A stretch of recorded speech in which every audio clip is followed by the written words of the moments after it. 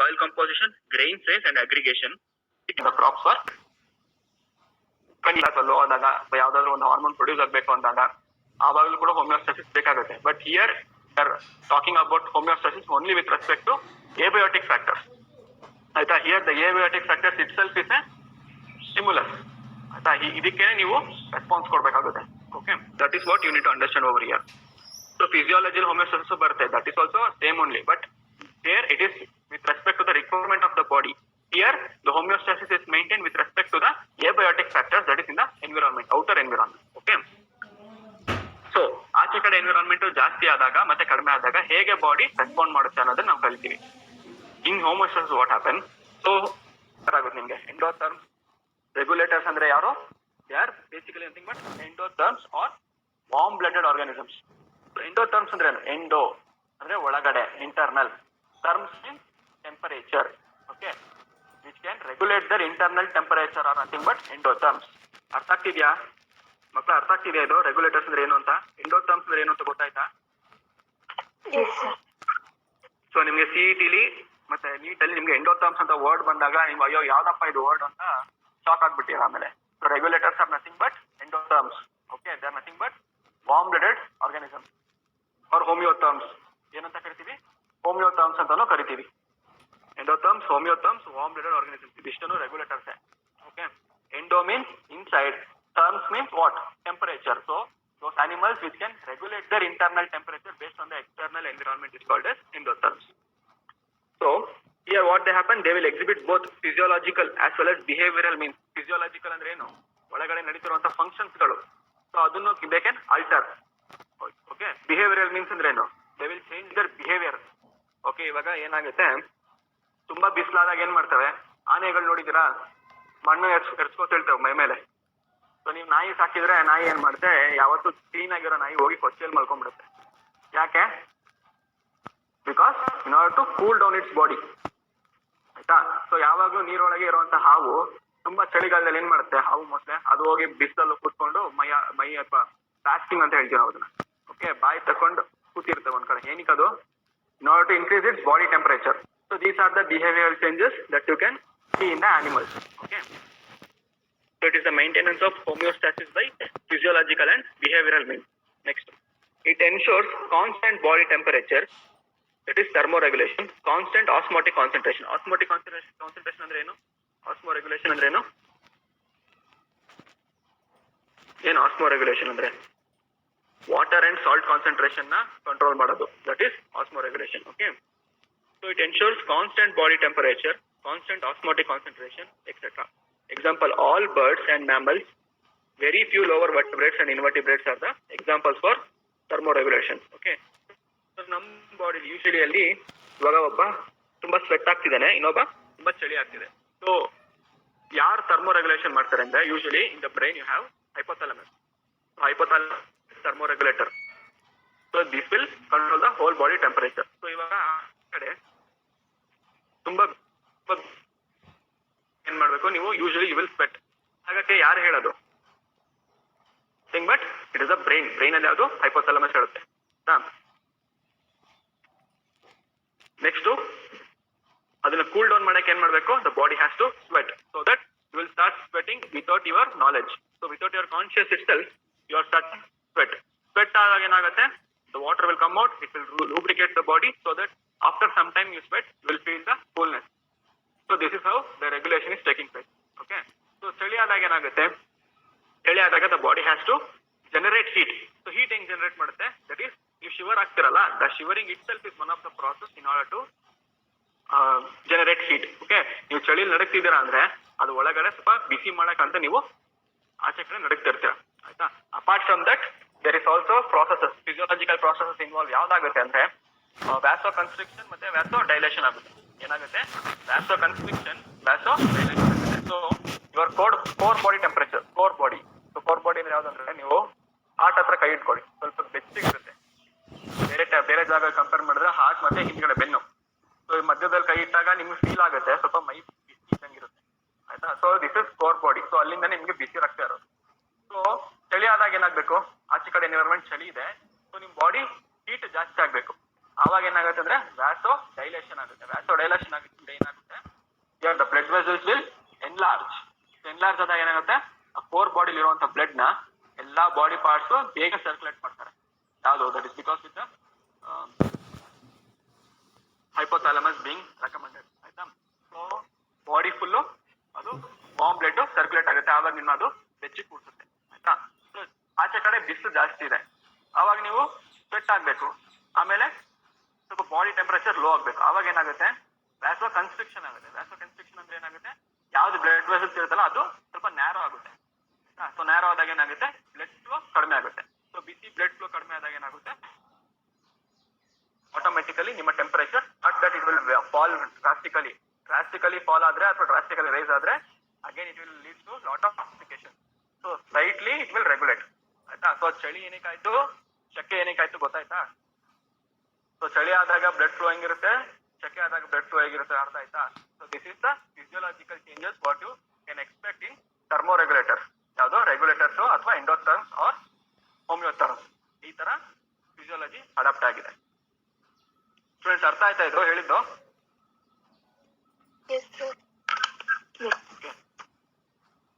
The success of mammals is mainly due to their ability to maintain a constant body temperature. Success ಯಾಕೆ ಸಿಕ್ಕಿದೆ, because ಯಾವುದು, mammals can have that capacity to maintain its body temperature constant. ಹೆಂಗೆ constant ಆಗಿ ಇಟ್ಕೊಳ್ತಿದೆ, ಇದೇ ತರ ನಾನು ಹೇಳಿದ್ನಲ್ಲ process, ಈ ತರ ಮಾಡಿ ಅದು ಕಾನ್ಸ್ಟೆಂಟ್ ಆಗಿ ಇಟ್ಕೊಳ್ಳೋಕೆ ಸಾಧ್ಯ. ಸೊ ಬಿಸಿಲು ಜಾಸ್ತಿ ಆದಾಗ it will slowly cool down, sweat ಆಗೋ ತರ ಮಾಡಿ ಸೊ ಬಾಡಿ ಕೂಲ್ ಮಾಡ್ಕೊಳ್ಳುತ್ತೆ, ಟೆಂಪರೇಚರ್ ಕಾನ್ಸ್ಟೆಂಟ್ ಆಗಿರುತ್ತೆ. ಚಳಿ ಆದಾಗ ಏನ್ ಮಾಡುತ್ತೆ, it will make you to shiver so that the heat is generated. So ಈ ತರ ರೆಗ್ಯುಲೇಷನ್ ಮಾಡೋದ್ರಿಂದ your body temperature is kept constant. So temperature 17 degree Celsius ಹೋಯ್ತು ಅಂದ್ರೆ ನಿಮ್ ಬಾಡಿ ಟೆಂಪರೇಚರ್ 17 ಡಿಗ್ರಿ ಸೆಲ್ಸಿಯಸ್ ಹೋಗುತ್ತಾ? ಆನ್ಸರ್ ಮಾಡಿ. 37 ಡಿಗ್ರಿ ಸೆಲ್ಸಿಯಸ್ ಇರುತ್ತೆ ತಾನೆ ಬಾಡಿ ಟೆಂಪರೇಚರ್, ಅಲ್ವಾ? ಹೌದು ಅಲ್ವಾ? ಹೆಂಗೆ ಅಂದ್ರೆ ಈ ತರ ರೆಗ್ಯುಲೇಷನ್ ಮಾಡೋದ್ರಿಂದಾನೇ ನಮ್ಮ ಬಾಡಿ ಟೆಂಪರೇಚರ್ ಕಾನ್ಸ್ಟೆಂಟ್ ಆಗಿ ಇಟ್ಕೊಂಡಿದೆ. ಅದರಲ್ಲಿ ಎಲ್ಲಾ ಅನಿಮಲ್ಸ್ ಕೂಡ ಇದು ಸಾಧ್ಯ ಇಲ್ಲ. Only with mammals and birds. Most of the birds and most of the mammals can do it. Only with few exemptions, only with few animals, only with few birds and mammals cannot do it. But rest of the almost 90% of mammals and birds will have this regulation capacity. And in humming bird ಅಂತಲ್ಲ ಬಂದಾಗ they will not have such capacity. ನಾವು ತುಂಬಾ ಚಿಕ್ಕ ಪ್ರಾಣಿಗಳು, ಅವ್ರಿಗೆ ಏನಾಗುತ್ತೆ ಅಂದ್ರೆ ಚಿಕ್ಕ ಪ್ರಾಣಿಗಳಲ್ಲಿ ಇದು ಎನರ್ಜಿ ಜಾಸ್ತಿ ಕನ್ಸ್ಯೂಮ್ ಆಗುತ್ತೆ. ಯಾವ್ದು ರೆಗ್ಯುಲೇಷನ್ ಮಾಡುವಾಗ ಆ ಕೆಪಾಸಿಟಿ ಎನರ್ಜಿ ಜಾಸ್ತಿ ಕನ್ಸ್ಯೂಮ್ ಆಗುತ್ತೆ. ಎನರ್ಜಿ ಜಾಸ್ತಿ ಕನ್ಸ್ಯೂಮ್ ಆದ್ರೆ ಮೆಟಾಬಾಲಿಕ್ ಹೈ ಇರುತ್ತೆ, ಮತ್ತೆ ಊಟನೂ ಜಾಸ್ತಿ ತಿನ್ಬೇಕಾಗುತ್ತದೆ. ಸೊ ಈ ಚಿಕ್ಕ ಪುಟ್ಟ ಪ್ರಾಣಿಗಳಲ್ಲಿ ಮ್ಯಾಮಲ್ಸ್ ಅಲ್ಲಿ ಇದು ಈ ಒಂದು ರೆಗ್ಯುಲೇಷನ್ ಆಕ್ಟಿವಿಟಿ ನಿಮಗೆ ಕಾಣಿಸಿಗೋದಿಲ್ಲ. But most of the 90% of the mammals and birds have this capacity. In summer, when outside temperature is more than body temperature, that is 37 degrees Celsius, sweating occurs. This results in evaporative cooling and brings down body temperature. ನಾನು ಹೇಳಿದೆ, so ಆಚೆ ಕಡೆ temperature ಜಾಸ್ತಿ ಇದ್ದಾಗ ಏನಾಗುತ್ತೆ, you will sweat. So sweat ಆದಾಗ ಏನಾಗುತ್ತೆ, water that has been produced in the body that will get evaporated. So evaporate ಆದಾಗ ಏನಾಗುತ್ತೆ, ತಣ್ಣಗೆ ಅನ್ಸುತ್ತೆ. ಸೊ ಪೆಟ್ರೋಲ್ ಒಂದು ಡ್ರಾಪ್ ಕೈ ಮೇಲೆ ಹಾಕಿ ನೋಡಿ, ಹಾಕಿದ ತಕ್ಷಣ it is highly volatile. So ಅದು ಬೇಗ ಆವಿ ಆಗುತ್ತೆ. ಆವಿ ಆದಾಗ ಏನಾಗುತ್ತೆ, ನಿಮ್ಮ ಕೈ ತಣ್ಣಗೆ ಅನ್ಸುತ್ತೆ ಅಲ್ವಾ? ಅದೇ ತರ ಸ್ವೆಟ್ ಕೂಡ. Next, this results and brings down body temperature. In winter, what happens when the temperature is below 37 degrees Celsius? So temperature ಕೆಳಗೆ ಹೋಗ್ತಾ what you have to do? You need to cover yourself with jackets and all. So but body ಏನ್ ಮಾಡುತ್ತೆ, you start to shiver. So shiver ಆಗಿದ ತಕ್ಷಣ ಏನಾಗುತ್ತೆ, it produces heat. So it produces heat and raises the body temperature so that you can maintain. Next, thermoregulation is energetically expensive. As I said, it requires more of metabolism. Okay, especially for small animals like shrews, hummingbirds, etc. So there you can see hummingbird and shrew over there, a small rat-like thing. So they have a larger surface area. So larger surface area related to their volume. So ಮಕ್ಕಳ ಇಲ್ಲಿ ಸ್ವಲ್ಪ ನೀಟಾಗಿ ಅರ್ಥ ಮಾಡ್ಕೊಳ್ಳಿ. So ಅವು ನೋಡಕ್ಕೆ ಚಿಕ್ಕದಾಗೆ ಇರ್ಬೋದು, but the amount of body getting exposed to the heat is large. ಒಂದು ಆನೆಗೂ ಇದಕ್ಕೂ ಕಂಪೇರ್ ಮಾಡಿದಾಗ ಆನೆ ದೊಡ್ಡದಾಗಿರ್ಬೋದು, ಬಟ್ ಅದು ಹೀಟ್ ಲಾಸ್ ಆಗ್ತಿರೋದು, ಹೀಟಿಗೆ ಎಕ್ಸ್ಪೋಸ್ ಆಗ್ತಿರೋದನ್ನ ನೀವು ಕಂಪೇರ್ ಮಾಡ್ಬೇಕಾಗುತ್ತೆ. ಆಯ್ತಾ? ಸೊ ಈ ಚಿಕ್ಕ ಪ್ರಾಣಿಗಳೇನು ಸರ್ಫೇಸ್ ಏರಿಯಾ ಜಾಸ್ತಿ. ಯಾವ್ದಕ್ಕೆ? ಸೊ ಚಿಕ್ಕ ಪ್ರಾಣಿ ಇದೆ, ಅದು the amount of the animal getting exposed to the temperature or the surface is very high. ಗಾತ್ರ ಕಡಿಮೆನೇ ಇದೆ. ಸೊ ಇಂಥ ಪ್ರಾಣಿಗಳು ಏನಾಗುತ್ತೆ, they they will lose body heat very fast. ಏನಾಗುತ್ತೆ, they will lose body heat very fast. So body heat ಎಲ್ಲಿಂದ loss ಆಗುತ್ತೆ, body heat ಯಾವ್ದ್ರಿಂದ ಲಾಸ್ ಆಗುತ್ತೆ? ಯು ಹ್ಯಾವ್ ಇಯರ್ಸ್, ನೋಸ್, ಆಯ್ತಾ? ಈ ತರದ್ರಿಂದ ನಿಮ್ಗೆ ಬಾಡಿ ಹೀಟ್ ಬೇಗ ಲಾಸ್ ಆಗುತ್ತೆ, ಆಯ್ತಾ? So what happens in these animals? These animals will lose body heat very fast when it is cold outside. ಆಯ್ತಾ? So then they have to expend much more energy to generate body heat. So ಆಚೆ ಕಡೆ ಚಳಿ ಇದೆ, ಆಯ್ತಾ? ಮೈ ಅದು ಬಿಸಿ ಮಾಡ್ಕೊಳ್ಬೇಕು. ಬಿಸಿ ಮಾಡ್ಕೊಳ್ಬೇಕಂದ್ರೆ ಏನಾಗುತ್ತೆ, heat generate ಆಗ್ಬೇಕು. ಬಟ್ ಈ ತರ ಪ್ರಾಣಿಗಳು ಏನಾಗುತ್ತೆ, because of the larger surface area, they will loose heat very quickly. So ಒಂದ್ ಕಡೆ ಇಲ್ಲಿ ಜನರೇಟ್ ಆಗ್ಬೇಕು, ಒಂದ್ ಕಡೆ ಹೀಟ್ ಲಾಸ್ ಮತ್ತೆ ತುಂಬಾ ಆಗ್ತಿದೆ. ಸೊ ಹೀಟ್ ಲಾಸ್ ಆಗ್ತಿದ್ರೆ ಏನ್ ಮಾಡ್ಬೇಕು, it has to be compensated ಅಲ್ವಾ? ಸೊ ಕಾಂಪನ್ಸೇಟ್ ಮಾಡ್ಬೇಕಂದ್ರೆ ಮತ್ತೆ ಊಟ ಜಾಸ್ತಿ ಸಿಗ್ಬೇಕು, ಊಟ ಜಾಸ್ತಿ ಮಾಡ್ಬೇಕು, ಮೆಟಬಾಲಿಸಮ್ ಜಾಸ್ತಿ ಇರ್ಬೇಕು. ಸೊ ಬಟ್ ಅದು ಇಲ್ಲ ಆಗ್ತಿಲ್ಲ. ಕಾಂಪನ್ಸೇಟ್ ಮಾಡ್ಬೇಕಂದ್ರೆ ಕಾಂಪನ್ಸೇಟ್ ಮಾಡಕ್ಕೆ ಸೋರ್ಸ್ ಸಿಗ್ತಾ ಇದೆ ಇಲ್ಲಿ, ಬಟ್ ಲಾಸ್ ಮಾತ್ರ ಜಾಸ್ತಿ ಇದೆ. Then they have to expend more energy to generate body heat. Therefore, very small animals are rare in polar regions. So polar regions ಅಲ್ಲಿ ನಿಮ್ಗೆ ಸಿಕ್ಕಿದ್ರೆ ಸ್ವಲ್ಪ ದೊಡ್ಡ ಪ್ರಾಣಿಗಳ ಸಿಗ್ತವೆ. ಯಾವ ತರ? ಪೋಲಾರ್ ಬೇರ್ ಇರುತ್ತೆ, ಅದ್ಬಿಟ್ಟು ಯಾವ್ದಿರುತ್ತೆ, ಪೆಂಗ್ವಿನ್ ಇರುತ್ತೆ, ಸೀಲ್ಸ್ ಇರುತ್ತೆ, ವಾಲ್ರಸ್ ಇರುತ್ತೆ. ವಾಲ್ರಸ್ ಗೊತ್ತಾ? ಗೂಗಲ್ ಮಾಡಿ ಆಮೇಲೆ, ಇವಾಗಲ್ಲ. ಸೊ ವಾಲ್ರಸ್ ಈ ತರ ದೊಡ್ಡ ಪ್ರಾಣಿಗಳು ವಿತ್, ಅದೇ ಆ ದೊಡ್ಡ ಪ್ರಾಣಿಗಳು ಏನಿರುತ್ತೆ, ಸರ್ಫೇಸ್ ಏರಿಯಾ ಕಡಿಮೆ, ವಾಲ್ಯೂಮ್ ಜಾಸ್ತಿ ಇರುತ್ತೆ. ಬಟ್ ಚಿಕ್ಕ ಪ್ರಾಣಿಗಳು ಏನಿರುತ್ತೆ, ಸರ್ಫೇಸ್ ಏರಿಯಾ ಜಾಸ್ತಿ, ವಾಲ್ಯೂಮ್ ಕಡಿಮೆ. ಸೊ ಇಂಥ ಪ್ರಾಣಿಗಳು ಯಾವುದು, smaller animals cannot sustain in the colder regions because they have large surface area and less volume. So as a result of it, it will lose the body heat very quickly. So apart from that, they also need to expend much more energy to generate body heat. As a result, these small animals cannot live in polar regions. Okay. So ಇದಕ್ಕೆ one more question ಬರುತ್ತಪ್ಪ, what is Allen rule ಅಂತ. What is Allen's rule ಅಂತ ಬರುತ್ತೆ. This is one more question. Or the question might also can be like this. In very small animals cannot be found in polar regions, or very small animals are rare in polar regions. Why? ಅಂತ ಕೇಳಿದಾಗ you need to answer like this. So small animals like shrews, hummingbirds, etc. have a larger surface area relative to their volume. So they lose body heat very fast when it is cold outside. As a result, there are very small animals cannot live in polar regions ಅಂತ ಹೇಳ್ಬೋದು. Okay, this is definitely one mark. Allen's rule.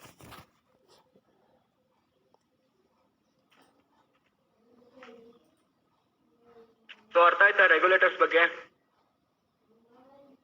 Yes sir. Yes sir. So can I move to confirm? Okay, here conformers. So conformers na ಯಾರು ಅಂತ ಕರಿಬಹುದು? So conformers are nothing but poikilothermic or ectotherms. ಏನಂತ ಕರೀತಾರೆ ನಾವು conformers ನ? They can be called as either ectotherms or poikilotherms. ಏನು ಇನ್ನೊಂದು ಹೆಸರು ಇದಕ್ಕೆ? ವಾರ್ಮ್ ಬ್ಲಡೆಡ್ ಆರ್ಗನಿಸಮ್ ರೆಗ್ಯುಲೇಟ್ ಆದ್ರೆ conformers ಏನಂತ ಕರಿಬಹುದು? What kind of blood they have? Warm blooded ಇಲ್ಲ blood. Yes exactly, cold blooded animals. ಆಯ್ತಾ? ಸೊ ಸಿಇಟಿ ಅಥವಾ ನೀಟಿಗೆ ಬರ್ಬೋದು. ಕನ್ಫರ್ಮರ್ಸ್ ಅಂದ್ರೆ they can also ask conformers as ectotherms, poikilotherms or cold blooded organisms. ಇಷ್ಟು ನೇಮ್ ಅಲ್ಲಿ ಅವನ್ನ ಕರಿಬಹುದು. So 99% of animals and nearly all plants cannot maintain a constant internal environment. So ಏನ್ ಹೇಳ್ತಿದ್ದಾರೆ, ಮೆಜಾರಿಟಿ 99% of animals, 1% ಬಿಟ್ಬಿಡಿ, 1% ಅಲ್ಲಿ ಯಾರಿದ್ದಾರೆ, birds and mammals. Okay. So rest of other animals, 99% of animals as well as almost all plants, nearly all plants ಅಂತ ಹೇಳಿದ್ರೆ almost 99.9% ಎಲ್ಲ plants, they cannot maintain a constant internal environment. That means what? ಅಂದ್ರೆ external environment change ಆಗ್ತಿದ್ದಂಗೆ internal environment ನ ಇವರು constant ಆಗಿ ಇಟ್ಕೊಳಕ್ ಸಾಧ್ಯ ಆಗ್ತಾ ಇಲ್ಲ. ಆಯ್ತಾ? They cannot keep it as 37 degree Celsius itself. So ಪ್ರತಿಯೊಂದು ಪ್ರಾಣಿ, ಪ್ರತಿಯೊಂದು ಆರ್ಗನಿಸಮ್ಸ್ ಅಲ್ಲೂ ಟೆಂಪರೇಚರ್ ವೇರಿ ಆಗುತ್ತೆ. ಆಯ್ತಾ? So humans 37 degree Celsius is common normal temperature. So ನೀವು ಬರ್ಡ್ಸ್ ತಗೊಂಡ್ರೆ 45 ಡಿಗ್ರಿ ಸೆಲ್ಸಿಯಸ್ ಇರುತ್ತೆ. It is common for bird. ಆಯ್ತಾ? So that temperature has to be maintain. So ಇಲ್ಲೇನಾಗುತ್ತೆ confirms ಅಲ್ಲಿ, ಸೊ ಅವು ಬಾಡಿ ಟೆಂಪರೇಚರ್ ನ constant ಆಗಿ ಇಟ್ಕೊಳಕ್ ಸಾಧ್ಯ ಇಲ್ಲ. ಅವಲ್ಲಿ ಆತರ ಮೆಕ್ಯಾನಿಸಮ್ಸ್ ಇಲ್ಲ. ಸೊ ನಾವಿಲ್ಲಿ ಎಷ್ಟೊಂದು ಮೆಕ್ಯಾನಿಸಮ್ಸ್ ಬಗ್ಗೆ ಮಾತಾಡಿದ್ವಿ, ಅದು ಫಿಸಿಯಾಲಜಿಕಲ್, ಬಿಹೇವಿಯರಲ್ ಸೈನ್ಸ್ ಎಲ್ಲ ಹೇಳಿದ್ವಿ. ಯಾವ್ದ್ರಲ್ಲಿ ರೆಗ್ಯುಲೇಟರ್ಸ್ ಅಲ್ಲಿ. ಬಟ್ ಕನ್ಫರ್ಮ್ಸ್ ಅಲ್ಲಿ ಏನಾಗುತ್ತೆ, ಅದರ ಫಿಸಿಯೋಲಾಜಿಕಲಿ ಆಗಿ ಅಥವಾ ಬಿಹೇವಿಯರಲ್ ಆಗಿ ಅವಕ್ಕೆ ನಮ್ಮ ಬಾಡಿ ಟೆಂಪರೇಚರ್ ನ ಕಾನ್ಸ್ಟೆಂಟ್ ಆಗಿ ಇಟ್ಕೊಳ್ಳುವಂತ ಶಕ್ತಿ ಕನ್ಫಾರ್ಮರ್ಸ್ ಅಲ್ಲಿ ಇರೋದಿಲ್ಲ. ಸೊ ಅದಕ್ಕೆ ನಾವು ಅದನ್ನ ಎಕ್ಟೋಥರ್ಮ್ಸ್ ಅಂತ ಕರಿತೀವಿ. ಎಕ್ಟೋ ಅಂದ್ರೆ ಏನು, ಆಚೆ ಕಡೆ, ಔಟ್ಸೈಡ್ ದ ಬಾಡಿ. ಟರ್ಮ್ಸ್ ಅಂದ್ರೆ ಏನು, temperature. So those animals which can not keep there body temperature constant with respect to external environment, or you can also define like this: the animals which change their body temperature with respect to the changing or fluctuating outside environment is called as conformers. ಮಕ್ಕಳ ಅರ್ಥ ಆಯ್ತಾ definition? Yes, sir. ಅರ್ಥ ಆಯ್ತಾ definition? ಎಕ್ಟೋ ಅಂದ್ರೇನು, ಹೊರಗಡೆ. Terms ಅಂದ್ರೆ temperature. Okay, those animals which cannot have a constant temperature, constant internal temperature with respect to outside fluctuating environment is called as conformers. Or hingu helbodu, those animals which will fluctuate their body temperature with respect to changing external environment is called as conformers. Okay, ಅಂದ್ರೆ ಆಚೆ ಕಡೆ temperature change ಆಗ್ತಿದ್ದಂಗೆ ತಮ್ಮ ಒಳಗಡೆ ಇರುವ temperature ನೀವು change ಮಾಡ್ಕೊತಾರೆ. ಆಯ್ತಾ? Constant ಆಗಿ ಇಟ್ಕೊಳ್ಳೋದಿಲ್ಲ, ಯೂನಿಫಾರ್ಮ್ ಆಗಿ ಇಟ್ಕೊಳ್ಳೋದಿಲ್ಲ. ಬಟ್ ಏನ್ ಮಾಡ್ತವೆ, ಆಚೆ ಕಡೆ ಟೆಂಪರೇಚರ್ ಜಾಸ್ತಿ ಆಯ್ತು ಅಂದ್ರೆ ಒಳಗಡೆ ಮೈ ಟೆಂಪರೇಚರ್ ಜಾಸ್ತಿ ಮಾಡ್ಕೊಳ್ತವೆ. ಆಚೆ ಕಡೆ ಟೆಂಪರೇಚರ್ ಕಡಿಮೆ ಆಯ್ತು ಅಂದ್ರೆ ಒಳಗಡೆ ಇರುವಂತಹ ಬಾಡಿ ಟೆಂಪರೇಚರ್ ನಾವು ಕಡಿಮೆ ಮಾಡ್ಕೊಳ್ತವೆ. ಇದನ್ನ ನಾವು ಏನಂತ ಕರಿತೀವಿ, ಕನ್ಫಾರ್ಮರ್ಸ್ ಅಂತ ಕರಿತೀವಿ. Or ectotherms or poikilotherms or cold blooded organisms. ಆಯ್ತಾ? So their body temperature or osmotic concentration change with the surrounding condition. Change with the surrounding conditions. They are called as conformers. So examples ಬಂದು, in aquatic animals, osmotic concentration of body fluids changes with that of the ambient osmotic concentration. ಇಲ್ಲಿ ಏನು ಹೇಳ್ತೀರಾ, ನಾವು ಇದ್ರ ಬಗ್ಗೆ ಮಾತಾಡಿದ್ದು land animals ಆಯ್ತು, terrestrial ಆಯ್ತು ಅಂದ್ರೆ ವಾಟರ್ ಅಲ್ಲಿ ಏನಾಗುತ್ತೆ, ಸೊ ಇಲ್ಲಿ ಟೆಂಪರೇಚರ್ ಗಿಂತ ಹೆಚ್ಚಾಗಿ ಜಾಸ್ತಿ ಆಸ್ಮೋಟಿಕ್ ರೆಗ್ಯುಲೇಷನ್ ಅಂದ್ರೆ ಸಾಲ್ಟ್ ಅಂಡ್ ವಾಟರ್ ಕಾನ್ಸಂಟ್ರೇಷನ್ ಜಾಸ್ತಿ ಲೆಕ್ಕ ತಗೊಳ್ಳೋದು ಇಲ್ಲಿ ಅಕ್ವಾಟಿಕ್ ಮೀಡಿಯಾದಲ್ಲಿ. ಸೊ ಇಲ್ಲಿ ಏನ್ ಮಾಡ್ತವೆ, so they will change the osmotic regulations as per the changes that they can find in the water media. Okay, so next, so conformers artha aita? Any doubts with the conformers? Conformer No, artha sir. agidya conformers ಬಗ್ಗೆ? Okay, can I move to migrate? Yes, sir. Okay, I will start with migration. So many animals like birds move away temporarily from stressful habitat to a more hospitable area and return when stressful period is over. ಏನು ಹೇಳ್ತಿದ್ದಾರೆ, more animals like birds and some animals what they will do, so stressful condition. So ಇವಾಗ ನೀವೇನಾಯ್ತು ಅಂದ್ರೆ dessert ಅಂತ ಇಟ್ಕೊಳ್ಳಿ ಅಥವಾ polar regions ಅಂತ ಇಟ್ಕೊಳ್ಳಿ. Desert ಅಲ್ಲಿ summer is a very stressful condition. ಯಾಕೆ, temperature will crosses almost 55 degree Celsius. ಬದುಕಕ್ಕಾಗಲ್ಲ ಅಲ್ಲಿ. ಆಯ್ತಾ? ಅಥವಾ ಈ ಆರ್ಟಿಕ್ ಕಂಡೀಷನ್ಸ್ ಹೋಗಿ, ಆರ್ಟಿಕ್ ಅಂಟಾರ್ಟಿಕಾ ಅಂತ ಹೋದಾಗ, ಅಲ್ಲಿ ಅಥವಾ ಕೆನಡಾ ಅಂತ ದೇಶದಕ್ಕೆ ಹೋದಾಗ there polar regions and temperature falls below 0 degree or nearly 0 degree Celsius. ಅಂತ ಟೆಂಪರೇಚರ್ ನ ಆನಿಮಲ್ಸ್ಗಳು ಅದನ್ನ ಟಾಲರೇಟ್ ಮಾಡಕ್ ಆಗೋದಿಲ್ಲ. ಅದಕ್ಕೆ ಏನ್ ಮಾಡ್ತವೆ, ಹಾಸ್ಪಿಟಬಲ್ ಅಂದ್ರೆ ಏನು, ಒಂಥರ ಕಂಡ್ಯೂಸಿವ್ ಅಟ್ಮಾಸ್ಫಿಯರ್. ಆಯ್ತಾ? ಒಂದು ಸುಧಾರಿತ ಜಾಗಕ್ಕೆ ಅವು ಮೈಗ್ರೇಟ್ ಮಾಡ್ತವೆ. ಒಂದ್ ಜಾಗದಿಂದ ಇನ್ನೊಂದ್ ಜಾಗಕ್ಕೆ ಹೋಗೋದು ಏನಂತ ಕರಿತೀವಿ, ಅದನ್ನ ಗುಳೆ ಹೋಗೋದು ಅಂತ ಹೇಳ್ತಾರಲ್ಲ ಕನ್ನಡದಲ್ಲಿ, ಅದನ್ನ ಮೈಗ್ರೇಷನ್ ಅಂತ ಕರಿತೀವಿ. ಆಯ್ತಾ? ಏನಕ್ಕೆ ಹೋಗ್ತಾವು, in order to sustain or sustain also and reproduction also. So ಅಷ್ಟು ಚಳಿಗಾಲದಲ್ಲಿ they cannot reproduce.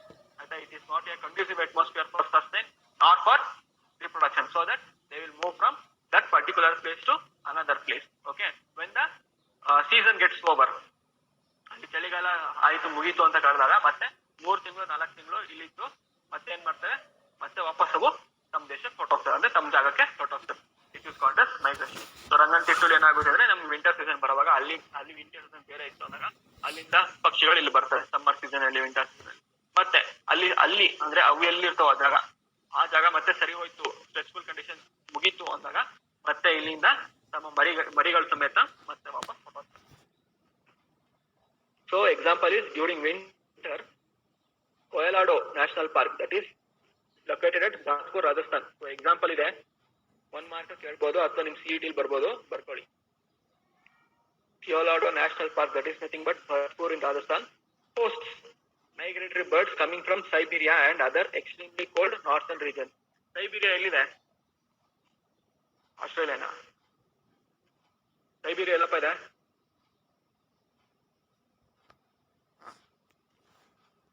Almost close to Russia.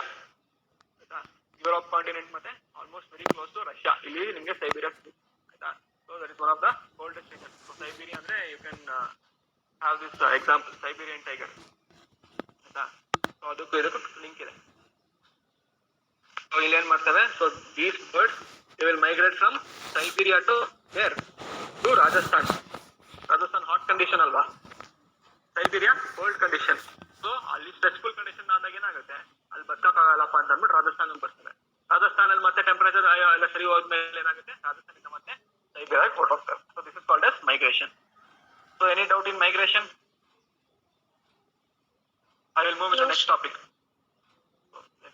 I will go to suspend. So suspend is nothing but diapause or pause. Pause ಅಂದ್ರೆ ಏನು? To stop. So pass ಅಲ್ಲಿ ಎಷ್ಟೊಂದು ಪ್ರಾಣಿಗಳು ಬರ್ತವೆ. ಇದರಲ್ಲಿ ನಿಮಗೆ ಇಲ್ಲಿ ಎಕ್ಸಾಂಪಲ್ ಇರೋದು bacteria and fungus. But pass ಅಲ್ಲಿ ನೀವು ನೋಡ್ಬೇಕಂದ್ರೆ ಆನಿಮಲ್ಸ್ ಬೇಕಂದ್ರೆ examples. So in colder regions like Siberia and other Canada regions ಅಲ್ಲಿ ಏನಾಗುತ್ತೆ, you have alligators. So you have this spiders, you have this frogs, all these they will go to estivation. ಅಲ್ಲಿ ಏನ್ ಮಾಡ್ತವೆ ಅಂದ್ರೆ, so alligator, with respect to alligator ಏನ್ ಮಾಡ್ತವೆ ಅಂದ್ರೆ, ಅದೆಷ್ಟು ಚಳಿ ಇರುತ್ತೆ ಅಂದ್ರೆ ನೀರೆಲ್ಲ, ನದಿ ಎಲ್ಲ ನೀರೆಲ್ಲ ಫುಲ್ಲು ಫ್ರೀಸ್ ಆಗ್ಬಿಡುತ್ತೆ. ಸೊ ಕೆಳಗಡೆ ಇತ್ತು ಅಂದ್ರೆ ಕ್ರೊಕೊಡೈಲ್ಗೆ ಅಫ್ಕೋರ್ಸ್ ಆಕ್ಸಿಜನ್ ಸಿಗಲ್ಲ, ಸತ್ತೋಗ್ತವೆ. ಅದಕ್ಕೆ ಏನ್ ಮಾಡ್ತವೆ ಅಂದ್ರೆ, ಇನ್ನೇನು ಟೆಂಪರೇಚರ್ ಫುಲ್ ಫಾಲ್ ಆಗ್ತಿದೆ ಅನ್ನೋ ಟೈಮಲ್ಲಿ they will come and make sure that only their top body or the head part it is out from the surface of the water. ಅಂದ್ರೆ ಅದು ತಲೆ ಭಾಗ ಮಾತ್ರ ನೀರಿನ ಸರ್ಫೇಸ್ ಗಿಂತ ಮೇಲ್ಗಡೆ ಇಟ್ಟಿರ್ತದೆ. Rest of the body will be in the under water only. So ಇಲ್ಲಿ ಏನಾಗುತ್ತೆ ಅಂದ್ರೆ ಮತ್ತೆ ಫ್ರೀಸ್ ಆದಾಗ, ಸೊ ನಾಸ್ಟ್ರಿಲ್ ಎಲ್ಲ ಫ್ರೀಸ್ ಆಗೋದಿಲ್ಲ. ಸೊ ನಾಸ್ಟ್ರಿಲ್ ಆಚೆ ಕಡೆನೇ ಇರುತ್ತೆ, ಅಂದ್ರೆ ಏರ್ ಕಾಂಟ್ಯಾಕ್ಟ್ ಆಗಿರುತ್ತೆ. So that they will respire and rest of the body is in the ice. ನೀರಲ್ಲಿತ್ತು, ಟೆಂಪರೇಚರ್ ಜಾಸ್ತಿ ಆದಾಗ ಏನಾಗುತ್ತೆ, ಅದು ಐಸ್ ಆಗಿ ಕನ್ವರ್ಟ್ ಆಗ್ಬಿಡುತ್ತೆ. ಸೊ ಒನ್ಸ್ ಈ ಒಂದು 2 ಅಥವಾ 3 ಮಂತ್ ಸ್ಟ್ರೆಸ್ಫುಲ್ ಕಂಡೀಷನ್ ಏನ್ ಮಾಡ್ತಾರೋ, ಆ 3 ತಿಂಗಳು ಐ ಹೊರಗಾಕಿ ಒಳಗಡೆ ಮಲ್ಕೊಂಡಿರ್ತಾರೆ. So that is also one kind of pause only. So ಎಲ್ಲಾದ್ರೂ ಮೂವ್ ಆಗ್ಬೇಕಾದ್ರೂ ಮೂವ್ ಆಗಲ್ಲ, ಮೂವ್ ಹಾಕೋಕ್ಕಾಗಲ್ಲ, ಊಟ ಮಾಡೋಕ್ಕಾಗಲ್ಲ, ಏನೂ ಆಗಲ್ಲ, ಸುಮ್ಮನೆ ಒಂದು ಜಾಗದಲ್ಲಿ ಹಂಗೆ ಕೂತಿರ್ತಾರೆ. ಆ ಸ್ಟ್ರೆಸ್ಫುಲ್ ಕಂಡೀಷನ್ ಆದ್ಮೇಲೆ ಮತ್ತೆ ಬಿಸಿಲು ಬರುತ್ತೆ. ಸೊ ಬಿಸಿಲು ಬಂದಾಗ ಆ ನೀರೆಲ್ಲ, ಐಸ್ ಎಲ್ಲ ಕರಗಿ ನೀರಾಗುತ್ತೆ. So then they will start moving. So this kind of estivation or this kind of pause can be seen in even in animals, not only in bacteria and fungi. Okay, so coming to our NCERT, in bacteria, fungi and lower plants, thick-walled spores, thick-walled spores will be there. So walled spores wall thick ಆಗಿರೋದ್ರಿಂದ ಏನಾಗುತ್ತೆ, so it will not be harmed from the stressful condition. ಆಯ್ತಾ, ಯಾಕೆ ಅವ wall thick ಆಗಿದೆ ಅಂದ್ರೆ, so it should not be harmed ಅಂತ. Okay, so help to survive unfavorable conditions. Under suitable conditions they germinate. So thick-walled spores ಏನಕ್ಕಿವೆ ಅಂದ್ರೆ, something like you are wearing pullover or jackets during cold conditions. ಏನಕ್ಕೆ ಅದು ಹಾಕೊಳ್ತೀರಾ, ನಿಮ್ಗೆ ಚಳಿಯಿಂದ ಜಾಸ್ತಿ ತೊಂದರೆ ಆಗದೆ ಇರಲಿ ಅಂತ ನೀವು ಸ್ವೆಟರ್ ಪುಲ್ಲೋವರ್ ಹಾಕೋತೀರಾ. ಅದೇ ತರ ಇಲ್ಲಿ ಏನಾಗಿದೆ, in bacteria, fungi and lower plants, thick-walled spores are there. So this will help the bacteria or fungus to come out of the unfavorable conditions, and during suitable conditions ಏನಾಗುತ್ತೆ, during suitable conditions they will germinate through that spore only. Okay, in higher plants seeds and some vegetative reproductive structures, what they happen, they will slow down their metabolic activity. So there ಏನು ಹೇಳ್ತಾರೆ ಅಂದ್ರೆ, serve to tide over periods of stress by reducing their metabolic activity.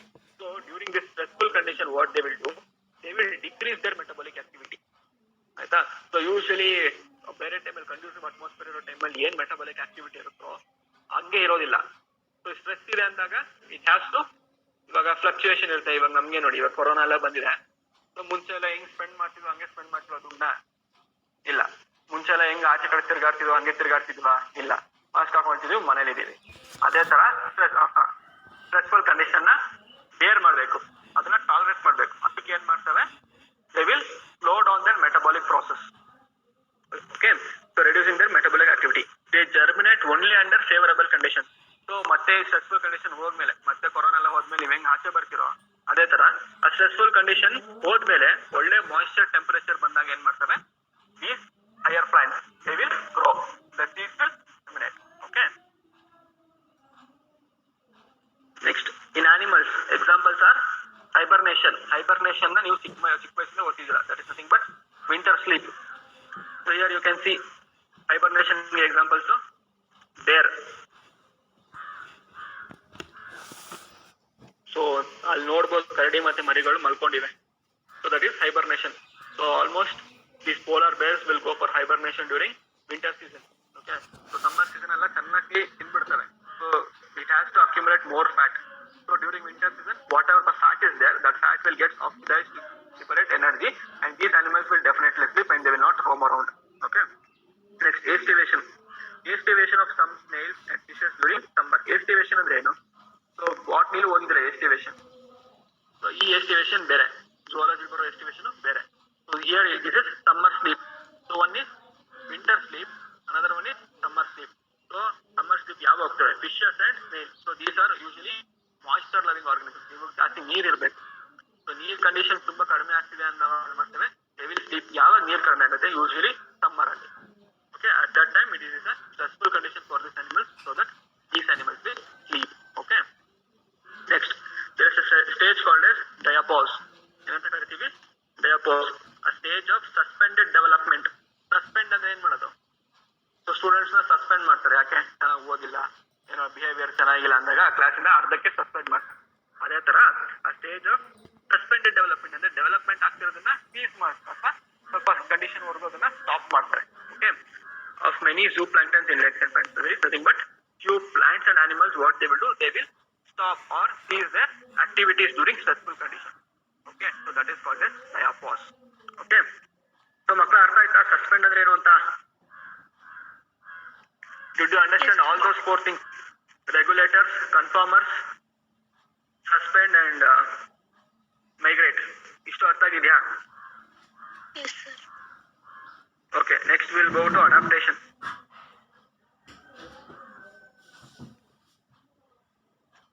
So adaptation. So ಇವಾಗ ಇಲ್ಲೇನಾಯ್ತು? Adapt ಆಗ್ಬೇಕು. Physiological adapt ಆಗ್ಬೇಕು, morphological adapt ಆಗ್ಬೇಕು, behavioural adaptations ಇರಬೇಕು. ಏನಕ್ಕೆ adapt ಆಗ್ಬೇಕು? In order to make sure that they will survive in that particular habitat. Only survive agad matrana, survive admele they have to reproduce also. So one particular organism or species, what they should do, they need to evolve such a way that morphologically, physiologically and externally they need to evolve in such a way that they will adapt to a particular condition as well as they will reproduce and sustain over there in that particular condition or place. Is called as adaptation. So adaptation is the morphological ಅಂದ್ರೆ morphology ಅಂದ್ರೆ external features, externally. Okay, physiologically that is organ function, organ system. Morphological ಅಂದ್ರೆ ನಿಮ್ಮ external features, physiological ಅಂದ್ರೆ ನಿಮ್ಮ functioning ability of the organ system, and behavioral ಏನು? Behaviour ಯಾಕೆ? So ನಾನು ಹೇಳಿದ್ನಲ್ಲ ಫಾಸ್ಟಿಂಗ್ ಅಂತೆಲ್ಲ ಎಕ್ಸಾಂಪಲ್ ಕೊಟ್ಟಿದ್ನಲ್ಲ. ಸೊ ಟೆಂಪರೇಚರ್ ಜಾಸ್ತಿ ಆದಾಗ, ಟೆಂಪರೇಚರ್ ಕಡಿಮೆ ಆದಾಗ ಕೆಲವೊಂದು ಬಿಹೇವಿಯರ್ ಅಡಾಪ್ಟೇಷನ್ಸ್ ನೀವು ಮಾಡ್ಕೊಳ್ಬೇಕಾಗುತ್ತೆ. ಆಯ್ತಾ? So these are the evolutionary characteristics that have been developed by the animal. So 1 ವರ್ಷ 2 ವರ್ಷದಲ್ಲ. So it has taken almost millions of years to bring in such changes, adaptations. ಆಯ್ತಾ? ಅಕ್ಷರಕ್ಕೆ ನಮ್ಮನ್ನ ಕರ್ಕೊಂಡು ಡೆಸರ್ಟ್ ಹಾಕ್ಬಿಟ್ರೆ ನಾವು ಗೊತ್ತಲ್ಲ. ಆಯ್ತಾ? ಈ ಕಂಡೀಷನ್ ಏನ್ ಅಡಾಪ್ಟೇಷನ್ ಇದೆಯೋ ಇಂಥ ಅಡಾಪ್ಟೇಷನ್ ನಮ್ಮ ಹತ್ರ ಇರುತ್ತೆ. So behavioral attributes that enables an organism to survive and reproduce in its habitat is called as adaptation. So adaptation ಅಂದ್ರೆ ಏನು? It is the morphological, that is external, physiological functioning system of the body and behavioral attributes that enables ಅಂದ್ರೆ ಏನು? That helps the organism to survive ಅಂದ್ರೆ ಬದುಕಕ್ಕೆ and reproduce in its habitat is called as adaptation. ಇದು 1 mark question ಬರ್ಕೊಳ್ಳಿ. What is adaptation ಅಂತ ಕೇಳಬಹುದು. So many adaptations have evolved over a long evolutionary time. So giraffe ಕತ್ತು ಉದ್ದ ಇದೆ ಅಂದ್ರೆ ಅದು ಫಸ್ಟ್ ಹುಟ್ಟವಾಗ್ಲೇ ಅದಕ್ಕೆ ಹಂಗಿರ್ಲಿಲ್ಲ. ಸೊ ಎವಲ್ಯೂಷನ್ ನೆಸೆಸಿಟಿ ಇತ್ತು ಅದಕ್ಕೆ ಎವಾಲ್ವ್ ಆಗುವಂತ. ಯಾಕೆ? ಅದಕ್ಕೆ ಊಟ ಸಿಗ್ತಿರ್ಲಿಲ್ಲ, ಫುಡ್ ಸಿಗ್ತಾ ಇರಲಿಲ್ಲ ಸರಿಯಾಗಿ. ಬಟ್ ಉದ್ದ ಮರ ಇತ್ತು, ಟಾಲ್ ಮರ ಇತ್ತು. ಸೊ ಅಲ್ಲಿಯೇ ಲೀಫ್ ಸಿಕ್ತು, ಅದನ್ನ ತಿನ್ಬೇಕಾಗ ಒಂದು ಪರಿಸ್ಥಿತಿ ಇತ್ತು ಅದಕ್ಕೆ ಜಿರಾಫೆಗೆ. ಅದಕ್ಕೆ has to evolve in such a way that it had to increase in length ಅಲ್ವಾ? ಸೊ ಆ ಒಂದು ಕಂಡೀಷನ್ ಇದ್ದಾಗ ಮಾತ್ರನೇ animal also will have to undergo evolution. So many adaptations have evolved over a long evolutionary time and are genetically fixed. So ತಮ್ಮ jeans ಎಲ್ಲ fix ಆಗಿರ್ತವೆ. So giraffe ಯಾವುದೋ ಒಂದು ಜಿರಾಫೆ ಮಾತ್ರ ಉದ್ದ ಇರಲ್ಲ, ಎಲ್ಲಾ ಜಿರಾಫೆನೂ ಅದ್ರ ಕೂತಿಗೆ ಉದ್ದ ಇದ್ದೇ ಇರುತ್ತೆ. ಯಾಕೆ? ಅದ್ರ ಮನುಷ್ಯರಲ್ಲಿ ನೋಡ್ಬೋದು.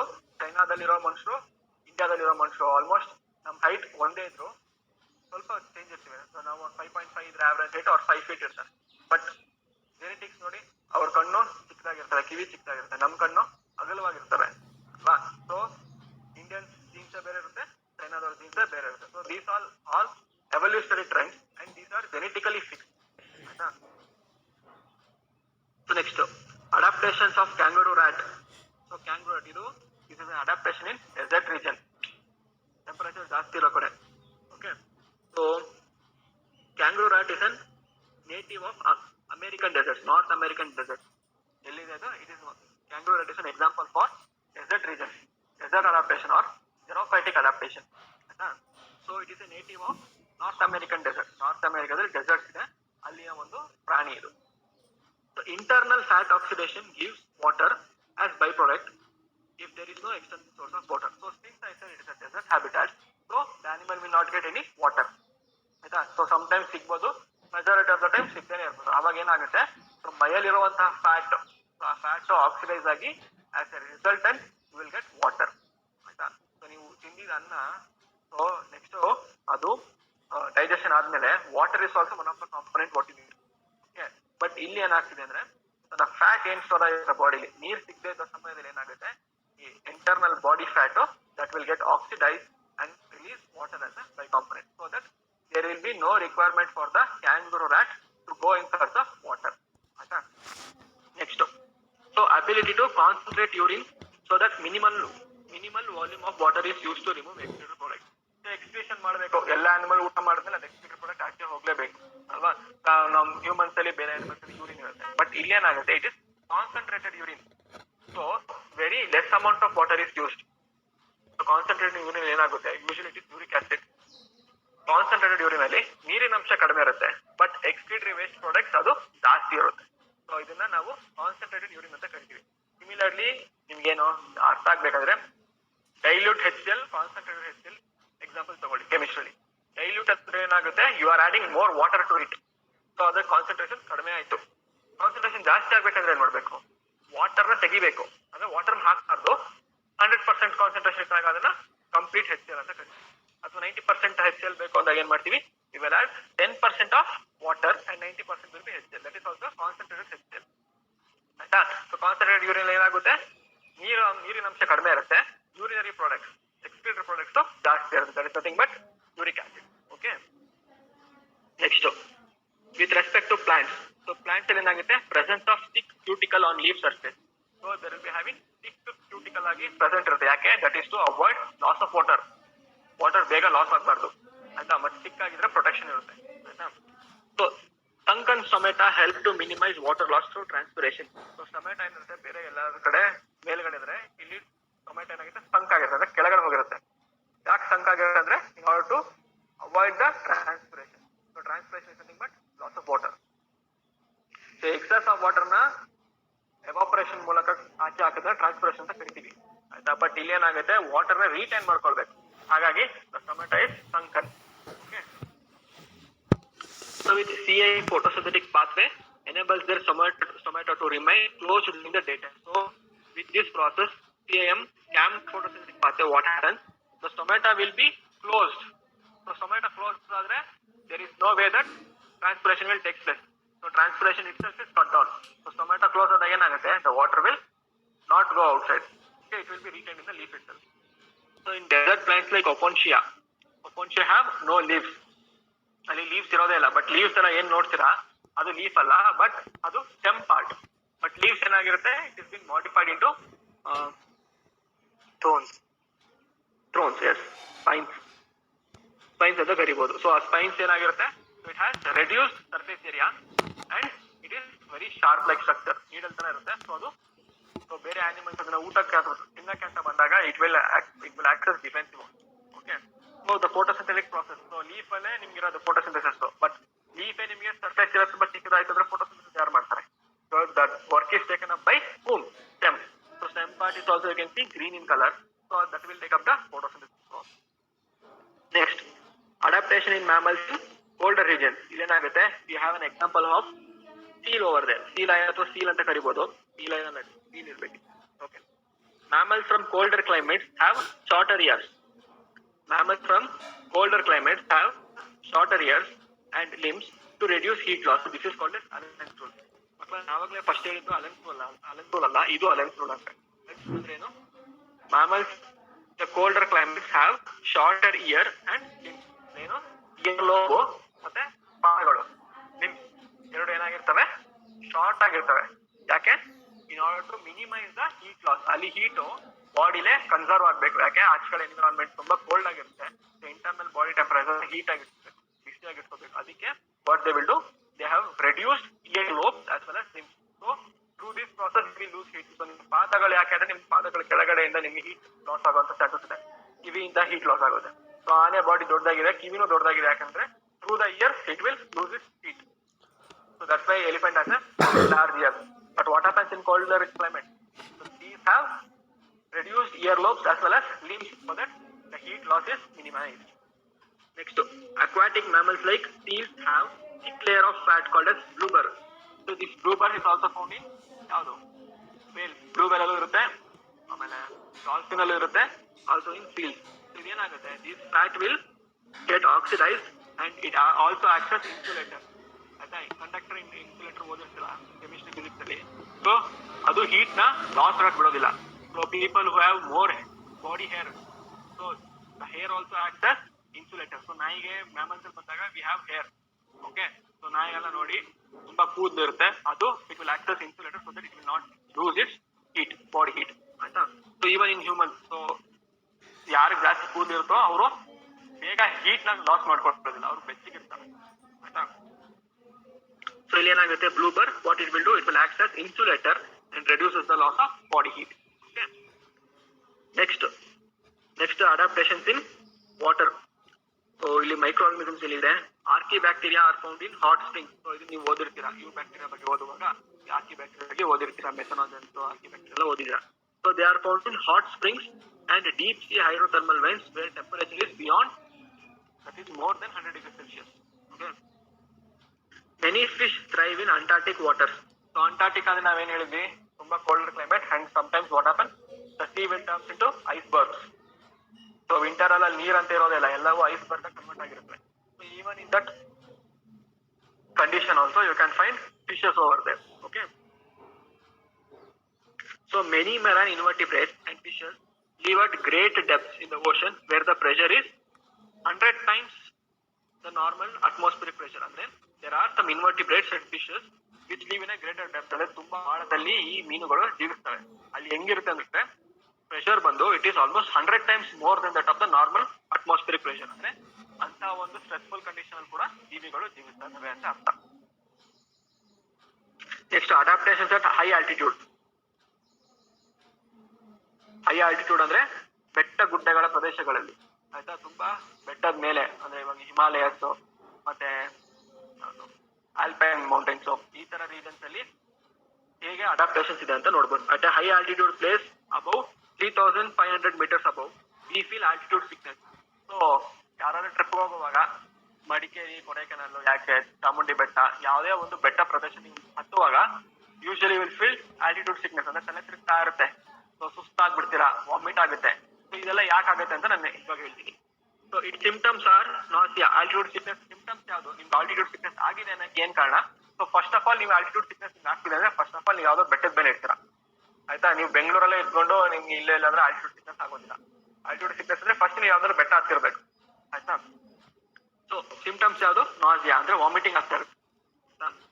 ಹಾರ್ಟ್ ಪಾಲಿಪಿಟೇಷನ್. ಹಾರ್ಟ್ ಪಾಲಿಪಿಟೇಷನ್ ಅಂದ್ರೆ ನಿಮ್ಗೆ ಅನ್ಯೂಶುವಲ್ ಹಾರ್ಟ್ ಬೀಟ್ ಇರುತ್ತೆ, ಇಲ್ಲ ಅದು ತುಂಬಾ ಜಾಸ್ತಿ ರ್ಯಾಪಿಡ್ ಆಗಿ ಹಾರ್ಟ್ ಬೀಟ್ ಆಗ್ತಿರುತ್ತೆ, ಇಲ್ಲ ಹಾರ್ಟ್ ಬೀಟ್ ಸ್ಲೋ ಆಗ್ಬಿಡುತ್ತೆ ತುಂಬಾ. So this variation in the heart beat is called as heart palpitation. And sweating. Sweating ಅಂದ್ರೆ ಸುಸ್ತಾಗಿರುತ್ತೆ ತುಂಬಾ. This is due to low atmospheric pressure. So body does not get enough oxygen. ಏನಾಗುತ್ತೆ ಅಂದ್ರೆ as the geography ಓದಿದ್ರೆ as they go towards the top or the mountain the oxygen concentration become low. Okay, ನೀವು ಕೆಳಗಾದ್ರೆ sea shore, sea level ಹತ್ರ ಬರ್ತಾ ಇದ್ದಂಗೆ oxygen level will increase. ಆಯ್ತಾ? This is what it is. Gradually we acclimatize. Acclimatize ಅಂದ್ರೆ ಏನು? ಹ್ಯಾಬಿಚುಯೇಟ್ ಅಂತ.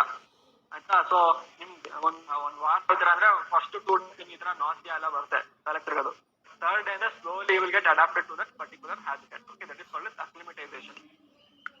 Acclimatize the situation and the body compensates low oxygen availability.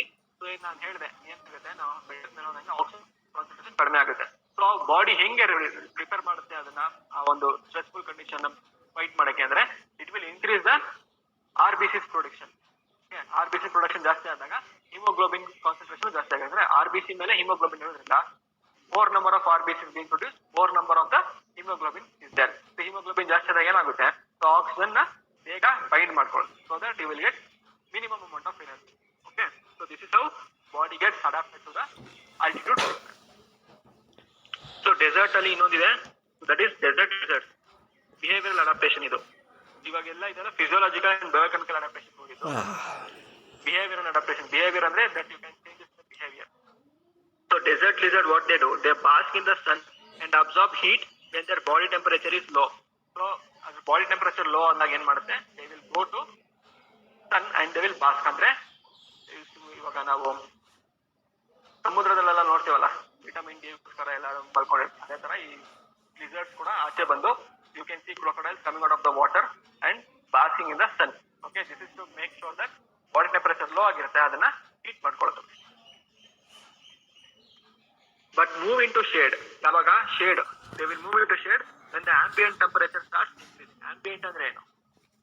Ambient ಅಂದ್ರೆ ಒಂದು conducive ಅಂತ ಹೇಳ್ಬೋದು, ಅಥವಾ ಗುಡ್ ಎನ್ವಿರಾನ್ಮೆಂಟ್ ಅಂತ ಹೇಳ್ಬೋದು. ಸೊ ambient temperature ಚೇಂಜ್ ಆದಂಗೆ ಅಥವಾ ಟೆಂಪರೇಚರ್ ಜಾಸ್ತಿ ಆಗ್ತಾ ಇದೆ ಅಂತ ಹೇಳಿದಾಗ ಏನ್ ಮಾಡ್ತಾರೆ, they will move into shade. So ನೀವು ಇವಾಗ ಏನ್ ಮಾಡ್ತೀರಾ, ಸೊ ನೆರಳಿರುವಾಗ ಚೆನ್ನಾಗಿ ಕ್ರಿಕೆಟ್ ಆಡ್ತಿರ್ತೀರಾ, ಬಿಸಿಲು ಜಾಸ್ತಿ ಆದಂಗೆ ಏನ್ ಮಾಡ್ತೀರಾ, ಮನೆ ಒಳಗೆ ಹೋಗ್ತೀರಾ, ಹಂಗೆ. So when the temperature increases above, what these lizards will do, they will go and move into the shade. Okay. So some species, what they will do, they will burrow into the soil to hide and escape from the above ground heat. So what they will do, they will make sure that they will go below the soil. So ಬಿಸಿ ಎಲ್ಲಾನು ಮರಳು ಮೇಲೆ ಬೀಳ್ತಾ ಇರುತ್ತೆ, ಇವು ಮರಳು ಕೆಳಗಿರ್ತವೆ. So ಆವಾಗ body temperature maintain ಮಾಡುತ್ತೆ. So that's it for the today's class. So any good students?